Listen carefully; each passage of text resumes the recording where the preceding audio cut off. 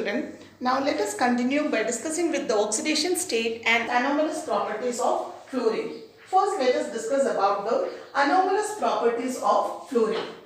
Just like other group elements, the first members of the group, that is, even fluorine shows some properties which are different from the rest members. You know that fluorine is the element which is having the smallest atomic size. So that is a very different property from the rest members. Very small atomic size.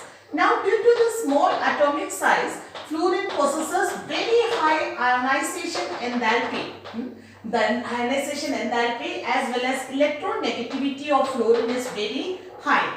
Third one, we can say that another anomalous feature of fluorine is that even though it is having high ionization enthalpy, it is having less bond dissociation enthalpy. Bond dissociation enthalpy is less. At the same time, it is having high hydration enthalpy. That is because of its very small size. You know that due to very small size, inter-electronic repulsion is more in case of fluorine. So that is why it possesses less bond dissociation enthalpy and it is having high hydration enthalpy. That is because of its very small size. Next one, we can say that absence of vacant d orbital.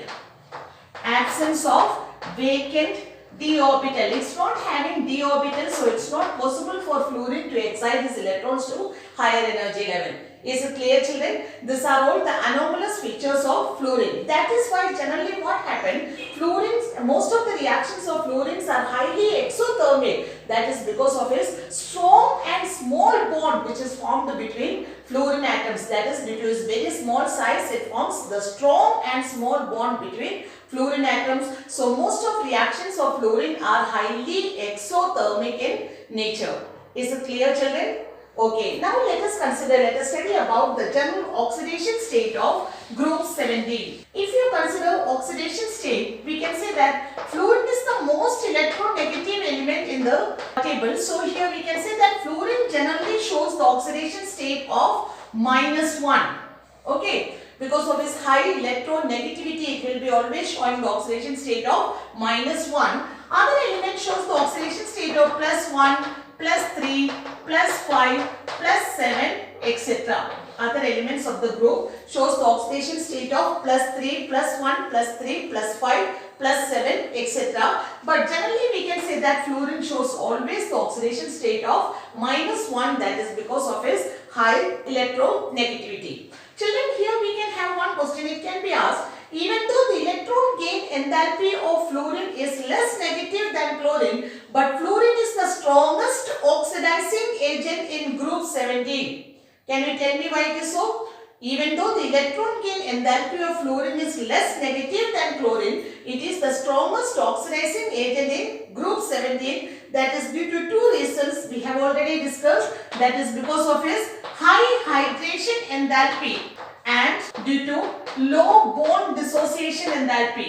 Due to low bond dissociation enthalpy and high hydration enthalpy, fluorine is considered as the strongest oxidizing agent. Is it clear, children? All the elements of this group, actually halogens are the strongest non-metals. So we can say that they have a tendency to react with the metals as well as non-metals.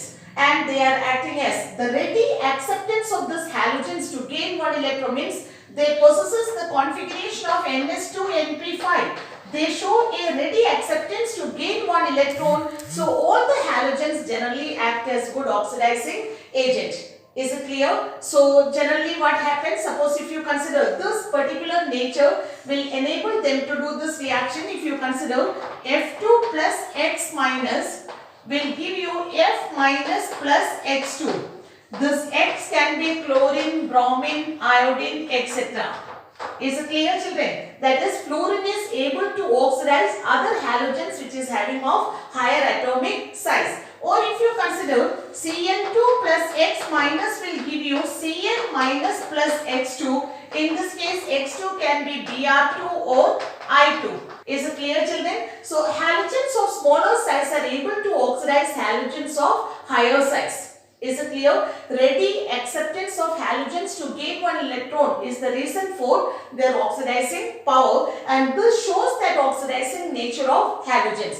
In addition to this, the oxidizing ability of halogens can be explained in terms of standard electrode potential. Okay, the oxidizing power of halogens can be explained in terms of standard electrode potential. That is, if you just consider any halogens, they will be first, if you just consider this bond will be breaking. In order to break the bond, they will be needing bond dissociation enthalpy.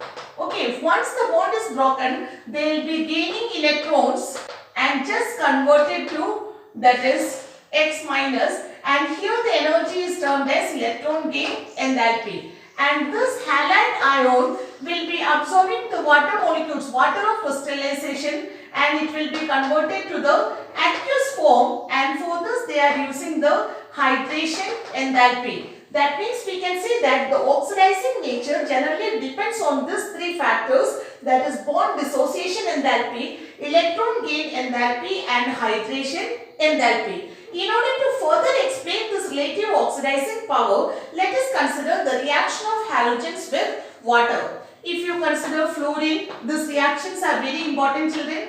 Fluorine reacts with water and it results in the formation of F minus plus H plus plus O2.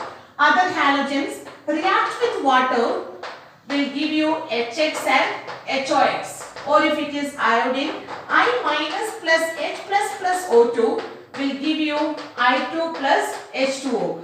This also shows their ability of halogens to which act as their which explains their oxidizing nature. Is it clear, children? That is, we have just started with their chemical properties. Now we have to discuss about their chemical properties in detail. I think that we will do it in next class. Thank you, children.